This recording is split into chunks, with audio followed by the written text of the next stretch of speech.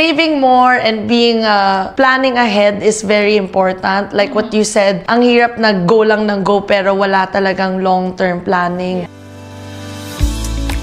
And I'm also interested with the job generation, diba? Ikaw ba, anong nilook forward mo with regards to that project? Gusto ko po na more financial literacy po sa ating mga business owners. Mga programs or workshops wherein naitututo nila paano ba maging sustainable ang business nila. Hindi lang ibig sabihin na, okay, turo, pero paano ba yung business? So parang marami pa rin kulang. I want yung sinabi mong financial literacy sa business, diba? Kasi feeling natin minsan pag gusto natin isang bagay, go na lang, 'di ba? Yes. Minsan ang expensive ng mistakes and learnings, yes. 'di ba? Parang kailangan po bumagsak bago ka matuto. So, isa siguro 'yun actually sa mga pinakamagandang mai-share mo kasi ikaw, you already proved it eh. Marami ka ng mga nagawa doon. So, sa mga katulad nating mga millennials, I'm just curious, no? Sa tingin mo ba ano yung pinaka dapat naming ihuna skill para kung ikaw isang millennial ngayon na nag-struggle ka sa job, ano ba yung skill na dapat meron ka talaga para mag-survive ka, hindi lang sa business, but maybe on your career.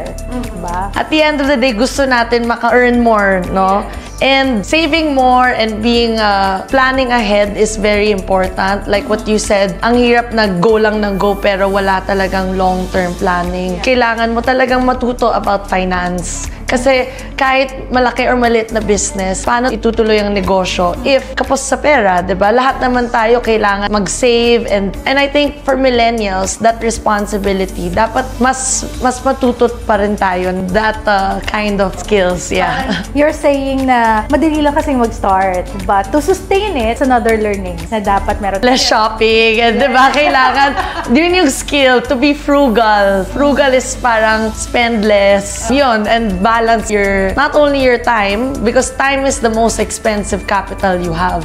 Yes. Diba? To work smart, but be more efficient, hindi lang go lang ng go, para yung pera nyo, mas may gagamit. Yes.